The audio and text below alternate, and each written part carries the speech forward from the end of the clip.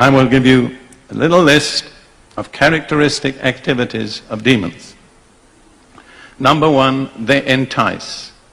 There's not a single person here above the age of 6 who has not at some time been enticed to do evil. Very often it comes in words. Well, you see that nice gold pencil there?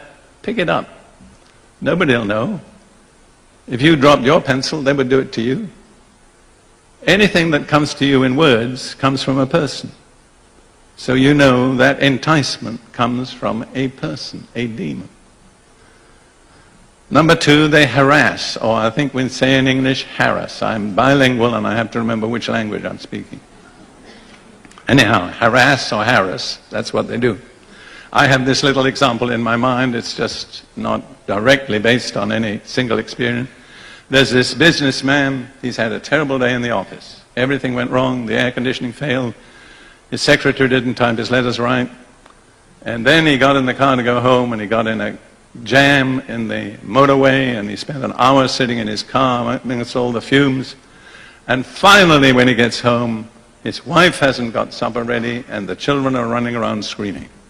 And at that moment, as they say in America, he blows his stack. He loses control. He begins to shout and scream. And that demon of anger that has been following him around all day slips in. And after that, he's a slightly different person. From after that, at times, something comes over him and he wounds the people he loves most, his wife and children. And his wife looks at him from time to time and sees something in his eyes she never saw before. And then he's repentant and penitent, and he says, I'm sorry, I don't know what made me do it. Well, we do know what made him do it. It was the demon of anger, see? It had harassed him or harassed him, and in the moment of weakness, slipped in. Then demons torment. They are the tormentors. They torment spiritually, with the suggestion, God doesn't love you, you're not really saved. That's a common form of torment. They torment emotionally, with fear. They torment physically, with all sorts of horrible things like arthritis, and so on. They are the tormentors. And Jesus said, listen, if you don't forgive your fellow believer, God will deliver you to the tormentors. Who are they? The demons. A lot of Christians are in the hands of demons because they've refused to forgive some other person. Then demons compel. They make us do things we don't really want to do. That some of the things they compel you to do are really comical.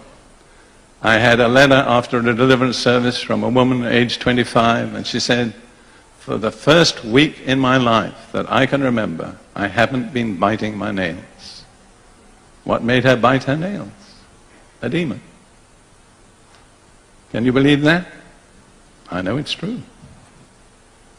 And then demons enslave. They make you slaves. You see, people can sin and stop sinning if they decide. For instance, a man may get drunk and then decide I won't get drunk, and he doesn't drink anymore. He's sinned, but he's not enslaved. But an alcoholic is a man who can't stop drinking. He is enslaved. Now, if you put compel and enslave together, you get the word addiction. And in my personal opinion, almost every addiction of any kind is demonic. And there are a lot of respectable addictions. Some very unrespectable, some respectable. But if you are addicted, you have a problem. And your problem, I think in 90% of the cases, is a demon. Demons defile. They make us feel dirty and unclean. They project evil, impure images and thoughts and words into our minds. And I've talked with people at various times who said, just when I'm getting closest to the Lord, when I really want to worship Him, these horrible things come into my mind. And I said, you can be sure it's a demon. Anything that wants to keep you from worshiping God is a demon. Then demons deceive. They are behind all forms of religious deception. Paul said in 1 Timothy chapter 4, in the last times, some will depart from the faith, that's Christians, giving heed to deceiving spirits and doctrines of demons. And believe me, my dear brothers and sisters, there are a lot of different deceiving spirits with doctrines that are demonic, and they're very near to all of us. Finally, demons make people weak or sick or tired or kill them. I dealt with a woman once, this is a remarkable situation, 72 different demons came out of her. She was a respectable woman, she was a registered nurse. She was charismatic, Pentecostal, but she had 72 demons. I didn't count them, but there was a woman making a little note of the names. And in the middle of this, it lasted 5 hours, she said, "Oh, I'm so tired. I can't go on. I can't take any more." And I thought, well, poor woman, she really is tired. And then the Lord showed me, that's not the woman, that's the demon. I said, "You spirit of tiredness, come out of this woman." And it said, not the woman, it said, that's right, she's always tired. She's tired when she gets up, she's tired when she's going to bed. She's too tired to read the Bible, too tired to pray. When that spirit of tiredness came out of her, she was no longer tired. We finished the deliverance. Demons make you go to sleep. There's a spirit of slumber, it's referred to both in the Old and the New Testament. Have you ever considered that you can sit up till 2 a.m. watching something that you probably shouldn't be watching on the television? But if you decide to read your Bible, you go to sleep in 10 minutes. Is that right?